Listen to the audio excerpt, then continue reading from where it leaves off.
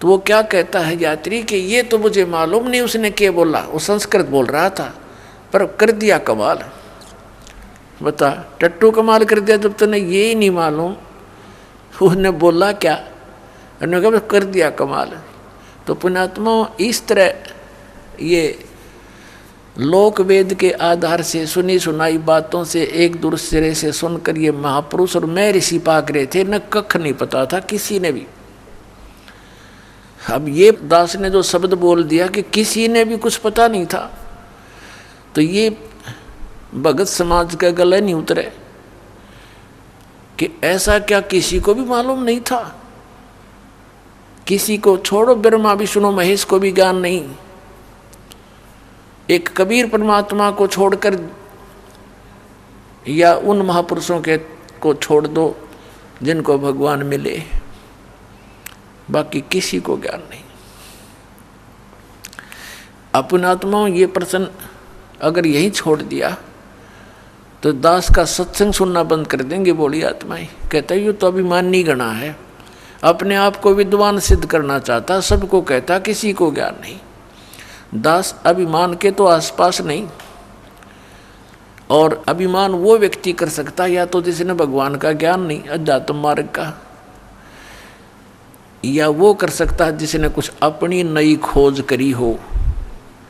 दास का कोई अपना ज्ञान नहीं, सदग्रंथों में जो गूढ़ रहस्य आज तक ये नकली ऋषि महर्षि और ब्रह्मा विष्णु महेश तक नहीं समझ सके, उन गूढ़ रहस्यों को रूबरू किया है, समझा है, अच्छी तरह आपके पास लाया हूँ।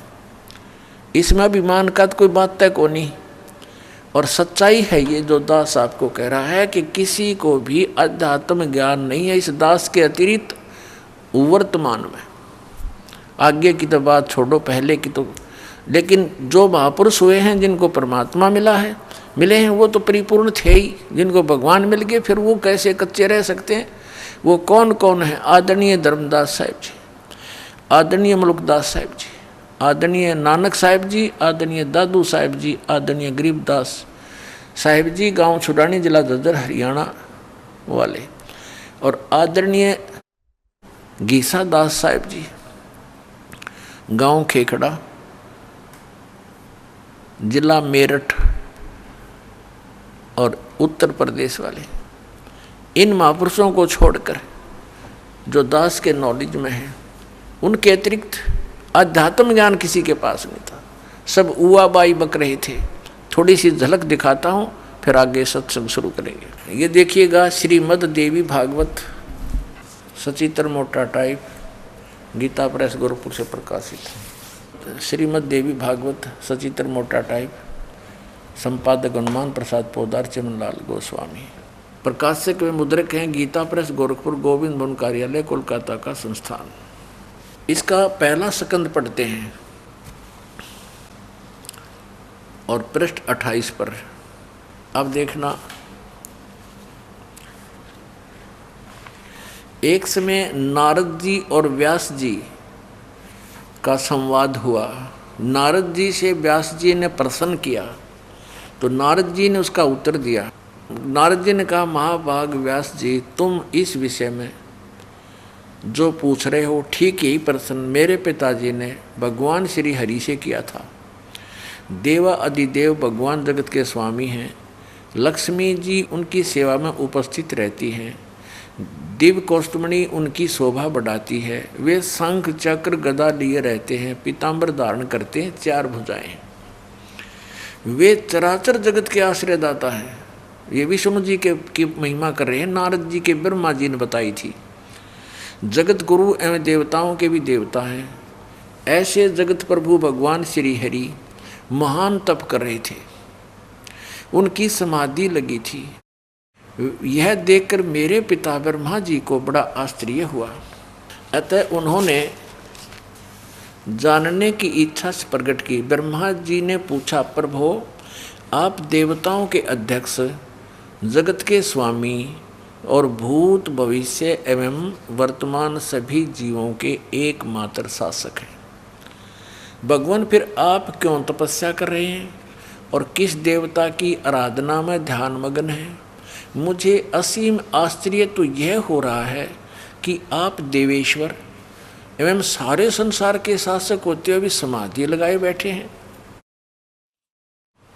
ये तो है ज्ञान श्री ब्रह्मा जी का विष्णु जी को सर्वेश्वर बता रहा है। ब्रह्मा जी के विनीत वचन सुनकर भगवान श्री हरि यानी विष्णु जी बोले। फिर श्री हरि कहने लगे, ब्रह्मन सावधान होकर सुनो, मैं अपने मन का विचार व्यक्त करता हूँ। देवता, दानव और मानव सब यही जानते हैं कि तुम सृष्टि करते हो, मैं पालन करता हूँ और संकर संहार किया करते हैं। किंतु फिर भी वेद के पारगामी पुरुष अपनी युक्ति से यह सिद्ध करते हैं कि रचने, पालने और संहार करने की यह योग्यता जो हमें मिली है, इसकी अधिष्ठात्री शक्ति देवी है, दुर्गा है। वे कहते हैं कि संसार की सृष्टि करने के लिए तुम में राजसी शक्ति का संचार हुआ है, यानी ब्रह्मा जी रजगुण और मुझे सात्विक शक्ति मिली है, विष्णु जी सतगुण। रुद्र में तामसी शक्ति का आविर्भाव हुआ है, यानी शिव जी ये तमोगुण। उस शक्ति के अभाव में तुम इस संसार की सृष्टि नहीं कर सकते, मैं पालन करने में सफल नहीं हो सकता और रुद्र से संहार कार्य भी नहीं हो सकता। हम सभी उस शक्ति के सहारे ही अपने कार्य में सदा सफल होते आए हैं। सुवर्त प्रत्यक्ष और परोक्ष दोनों उदाहरण मैं तुम्हारे सामने रखता हूँ, सुनो। यह निश्चित है कि उस शक्ति के अधीन होकर ही मैं इस शेष नाग की सैया पर सोता और सृष्टि करने का अवसर आते ही जग जाता हूँ। मैं सदा तप करने में लगा रहता हूँ और उस शक्ति के शासन से कभी मुक्त नहीं रह सकता। कभी अवसर मिला तो लक्ष्मी के साथ सुखपूर्वक समय बिताने का सौभाग्य प्राप्त होता है। मैं कभी तो दानों के साथ युद्ध करता रहता हूँ। अखिल जगत को भय पहुँचाने वाले दैत्यों के विकराल शरीरों को शांत करना मेरा परम कर्तव्य हो जाता है। और देखो यहाँ कमाल कर दिया, अपने आध्यात्मिक नॉलेज में तोड़ पाड़ दिया। श्री विष्णु जी कह रहे हैं कि मुझे सब प्रकार से शक्ति यानी दुर्गा प्रकृति देवी के अधीन होकर रहना पड़ता है। उन्हीं भगवती शक्ति का मैं निरंतर ध्यान किया करता हूँ। ब्रह्मा जी मेरी जानकारी में, मेरे आध्यात्मिक ज्ञान में, स्पिरिचुअल नॉलेज के आधार से विष्णु जी कह रहे हैं, ब्रह्मा जी मेरी जानकारी में इन भगवती शक्ति से बढ़कर दूसरे कोई देवता नहीं। अब आ गया अंत श्री ब्रह्मा और श्री विष्णु जी के आध्यात्म ज्ञान का। ब्रह्मा जी तो विष्णु जी को सर्वेश्वर बता रहे हैं, सब देवों के मालिक, सारे जगत के स्वामी, आश्रयदाता, और ये कह रहे हैं कि मैं तो दुर्गा के अधीन रहता हूँ, उसी का तप करता हूँ, उसी का ध्यान करता हूँ, उसी की पूजा करता हूँ। और मेरी जानकारी में, मेरे अध्यात्म ज्ञान में जितना मुझे ज्ञान है, इस दुर्गा से ऊपर कोई भगवान नहीं। ये आ गया अंत श्री विष्णु जी के अध्यात्म ज्ञान का। अब श्री दुर्गा जी क्या कहती है, देवी जी क्या कहती हैं, हिमालय राजा को अपना अध्यात्म ज्ञान बताते समय देखिएगा। 7वां स्कंद और ये 562 पृष्ठ पे, ये 562 पृष्ठ। देवी के द्वारा हिमालय को ज्ञानोपदेश और ब्रह्म स्वरूप का वर्णन। पहले तो इसने अपने विषय में कुछ जानकारी दी है, लेकिन वो उसके विषय में कह दिया ये भी कंप्लीट नहीं है। श्री देवी जी कहने लगी, पर्वतराज उस ब्रह्म का क्या स्वरूप है यह बतलाया जाता है, जो प्रकाश रूप सबके अत्यंत समीप में स्थित हृदय रूप गुहा में स्थित होने के कारण गुहाचर नाम से प्रसिद्ध और महान पद अर्थात परम प्राप्य है। वह समस्त प्रजा के ज्ञान से परे है, अर्थात किसी की बुद्धि में आने वाला नहीं है, यह तुम जानो। जो परम प्रकाश रूप है, जो सूक्ष्म से भी अत्यंत सूक्ष्म है, जिसमें संपूर्ण लोक और उन लोकों में निवास करने वाले प्राणी स्थित हैं, वही यह अक्षर ब्रह्म है और वही सबके प्राण है, वही सबकी वाणी है और वही सबके मन है।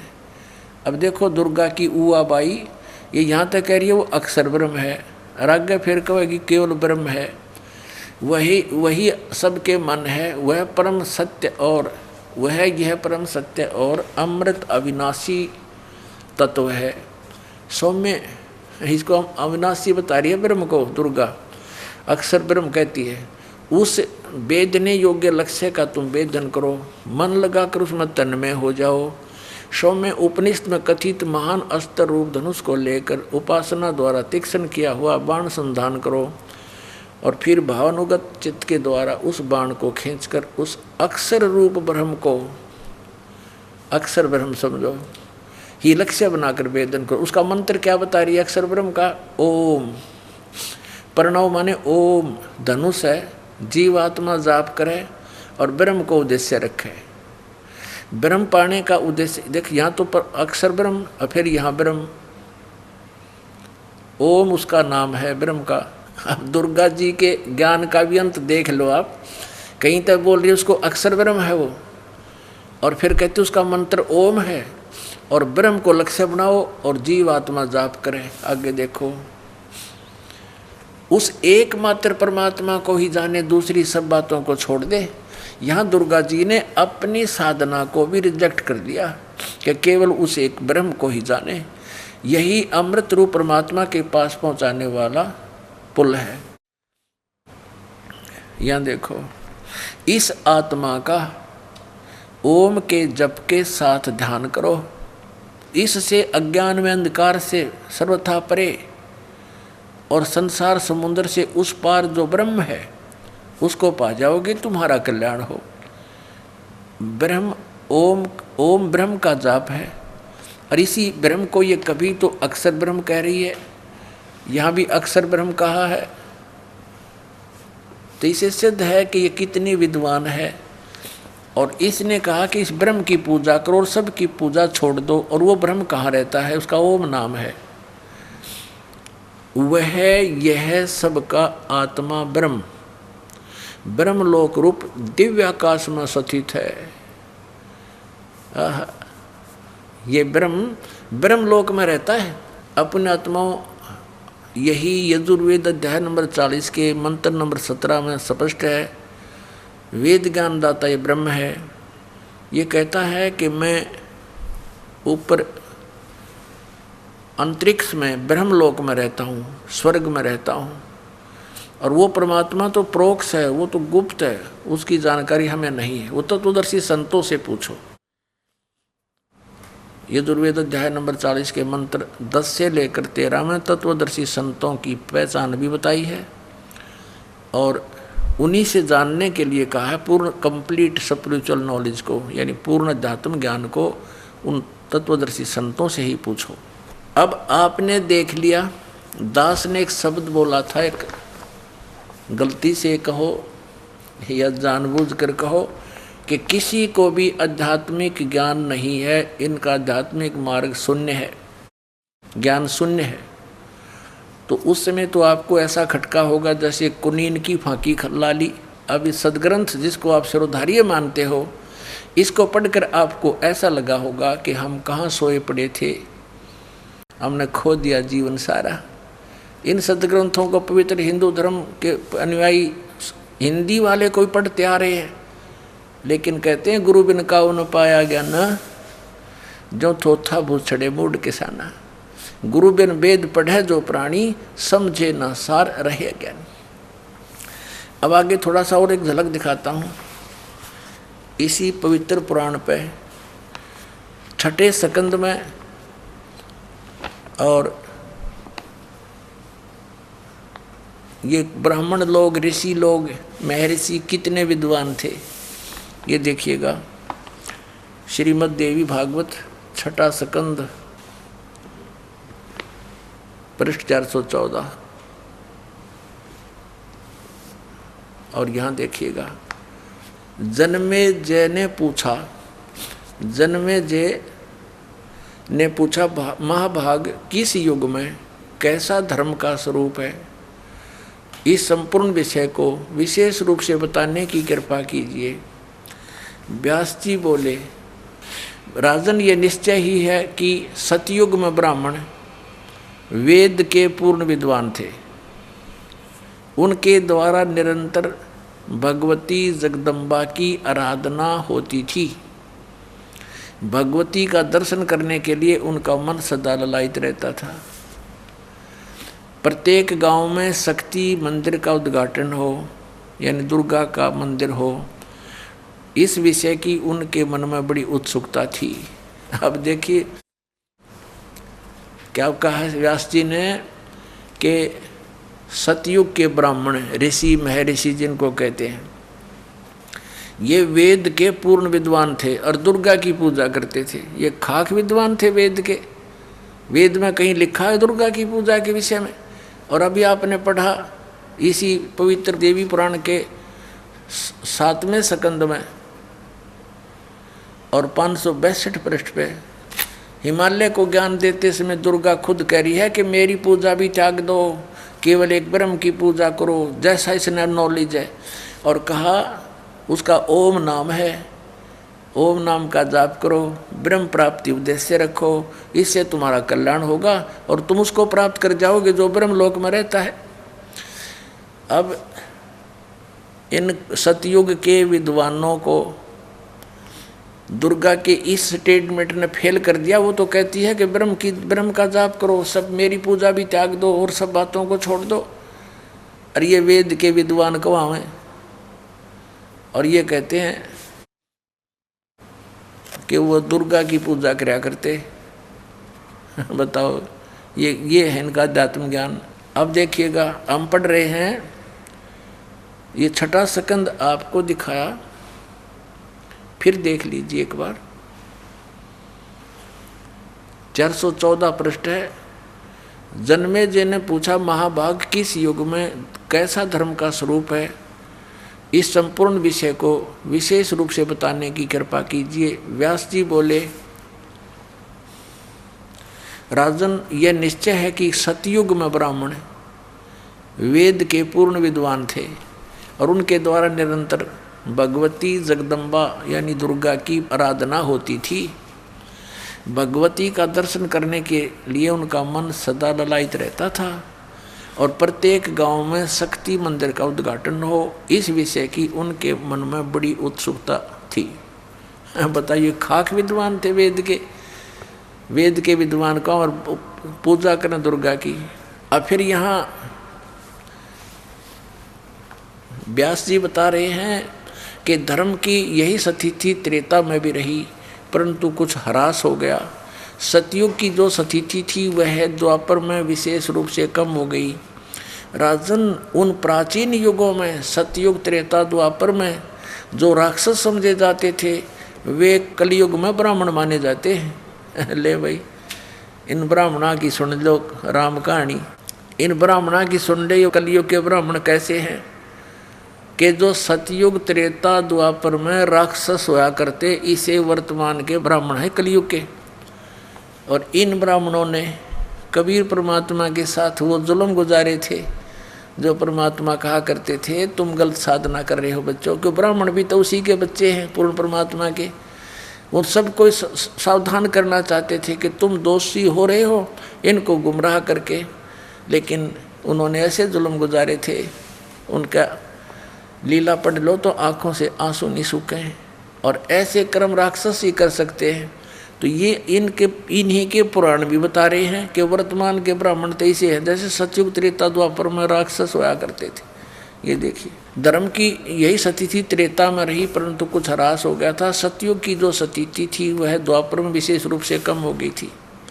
राजन, उन प्राचीन युगों में जो राक्षस समझे जाते थे वे कलयुग में ब्राह्मण माने जाते हैं। कली माने ब्राह्मण, कलयुग कली में ब्राह्मण माने जाते हैं, क्योंकि अब के ब्राह्मण कलयुग के प्राय पाखंड करने में तत्पर रहते हैं। दूसरों को ठगना, झूठ बोलना और वैदिक धर्म कर्म से अलग रहना कलियुगी ब्राह्मणों का स्वाभाविक गुण बन गया है। आज से 600 वर्ष पहले परमात्मा ने बताया था कि धर्मदास ये जग बोराना, कोई न जाने पद निर्वाणा। यही कारण मैं कथा पसारा, जग से कहिए एक राम नियारा।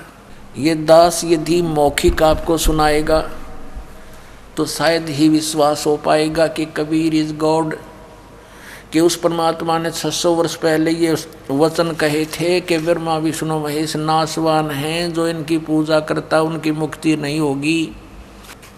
और उस समय ये बात समझ में नहीं आई नकली ब्राह्मणों के, नकली गुरुओं के, और परमात्मा का विरोध किया था। अब पुण्यात्मा हमें परमात्मा के पहचानने में बहुत आसानी हो जाएगी कि who is God, Kabir is God. क्योंकि जिसे हम एक जन साधारण मानते थे, जुलाहा मानते थे, एक कवि मानते थे, उसने 600 वर्ष पहले अपनी अमृतवाणी में ये सारी सच्चाई लिखी हुई थी, जो वेदों पुराणों कुरानों के अंदर आज विद्यमान हमें मिली, गीता जी में मिली। तो हु इज गॉड, जो शास्त्र भी नहीं पढ़ा था और उसने सच्चाई बोल दी, तो ही इज गॉड, वो परमात्मा है। देखिएगा ये कबीर सागर, खेमरा श्री कृष्णदास प्रकाशन मुंबई से। कबीर पंथी भारत पथिक स्वामी युगलानंद बिहारी द्वारा पुरस्कृत, मुद्रक एवं प्रकाशक खेमरा श्री कृष्णदास, अध्यक्ष श्री वेंकटेश वर प्रेस, खेमरा श्री कृष्णदास मार्ग मुंबई। ये है ज्ञान बोध नामक अध्याय है और बोध सागर एक खंड है। इसके 21 पृष्ठ पे हम आपको सुनाते हैं। परमात्मा ने कहा, धर्मदास ये जग बोराना, कोई न जाने पद निर्वाणा। निर्वाणा माने मोक्ष मार्ग, किसी को ज्ञान नहीं। निर्वाण माने मोक्ष। यही कारण मैं कथा पसारा, जग से कहिए राम नियारा। ये मिसप्रिंट कर रखा है। इन कबीर पंथियों ने अज्ञानता के कारण कई अक्षर बदल रखे हैं। ये राम है। यही ज्ञान जग जीव सुनावो, सब जीवों का भरम नसाओ। अब मैं तुमसे कहूँ चिताई, तेरे देवन की उत्पत्ति भाई। तेरे तीनों देवताओं का जन्म मृत्यु बताता हूँ, कैसे उत्पत्ति हुई ब्रह्मा विष्णु महेश की। कुछ संक्षेप कहूँ गहुराई, सब संशय तुम्हारे मिट जाई। भरम गए जग वेद पुराना, आदि राम का वेद न जाने। आदि राम है, राम राम सब जगत बखाने, आदि राम कोई बिरला जाने। देखो यहाँ राम राम शब्द है, तो यहाँ भी आदि राम इसी से संबंधित है। तो सब जगह राम ही जाने। राम राम राम सब जगत बखाने, आदि राम कोई बिरला जाने। आदि राम सनातन परमात्मा। ज्ञानी सुने सो हृदय लगाई, मूर्ख सुने तो गम ना पाई।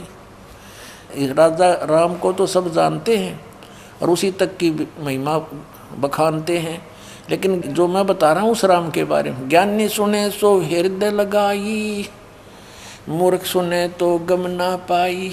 अब इन तीनों देवताओं की उत्पत्ति बताता हूँ। अब मैं तुमसे कहूँ चिताई, तेरे देवन की उत्पत्ति भाई।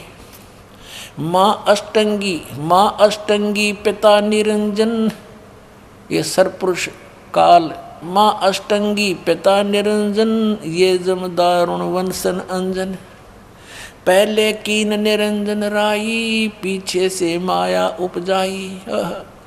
क्या बताते हैं कि पहले तो इस ज्योत स्वरूपी निरंजन काल की उत्पत्ति हुई और पीछे थी दुर्गा की उत्पत्ति हुई थी। माया रूप देख अति शोभा, देव निरंजन तन मन लोभा। कामदेव धर्मराय सताए, देवी को तुरंत दरखाए। पेट से देवी करी पुकारी, हे साहेब मोहे करो उबारी। टेर सुनी सतगुरु तैं आए, अष्टंगी के बन छड़ुआए। परमात्मा वास्तविकता ये है कि टेर सुनी ता हम आए। 22 पृष्ठ पे धर्मराय को हिकमत की ना, नख रेखा से भग कर लीना। धर्मराय करे भोग विलासा, माया को रही तब आशा।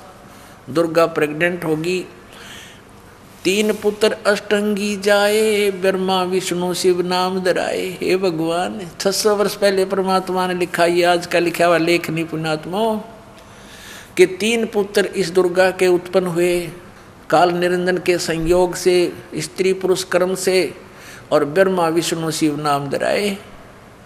3 देव विस्तार चलावे, इनमें यो जग धोखा खावे। पुरुष गम कैसे के कोई पावे, काल निरंजन जग भरमावे। 3 लोक अपने सुत दीन्या, सुन निरंजन बासालीन्या। अलख निरंजन सुन ठिकाना, ब्रह्मा विष्णु शिव भेद न जान्या। अपने पिता के बारे में ब्रह्मा विष्णु महेश को भी ज्ञान नहीं आज तक।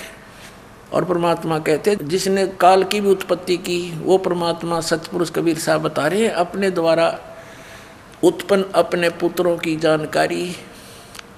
अब वो परमात्मा जिसने सबकी सृष्टि की वो कबीर साहब हैं, और वो बता रहे हैं 600 वर्ष पहले। जिसको ये कहते थे वेद नहीं पढ़े, गीता नहीं पढ़ी, क्योंकि संस्कृत नहीं जानता, पुराणों की क्या जाने ये, वो तो जानी जान थे, वो तो सबके रचनहार थे। उनको इन वेदों कतेबों से लेना देना क्या था, उन्हें जो बोलना था वह सच्ची बोलनी थी, वो लिख कर चले गए। आज इसी सच्चाई का समर्थन हमारे पवित्र सदग्रंथ कर रहे। इससे सिद्ध हो रहा है कि कबीर इज गॉड, वो कबीर सृजनहार है, हमारा सबका क्रिएटर है। अब देखिएगा, 3 देव सो उसको धावे, निरंजन का वो पार ना पावे। अलख निरंजन बड़ा बटपारा, बटपारा माने ठग है, ये धोखा देने वाला। 3 लोक जीव कीन आहारा, ब्रह्मा विष्णु शिव नहीं बचाए, सकल खाए पुन दूर उड़ाए। तिनके सुत हैं तीनों देवा, अंदर जीव करते हैं सेवा।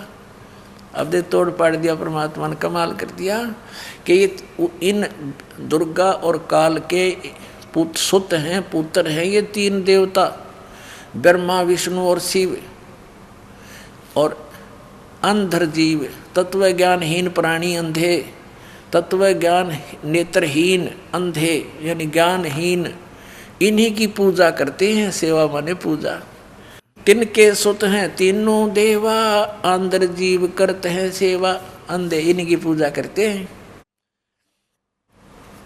अकाल पुरुष का हूँ नहीं चीन्या, काल पाए सभी गए लीन्या। ऐसा राम सकल जग जाने, आद राम को ना पहचाने। तीनों देव और असुर अवतारा, ताको भजे सकल संसारा। तीनों गुण का ये विस्तारा, धर्मदास मैं कहूँ पुकारा। गुण तीनों की भक्ति में, भूल पड़ो संसारी।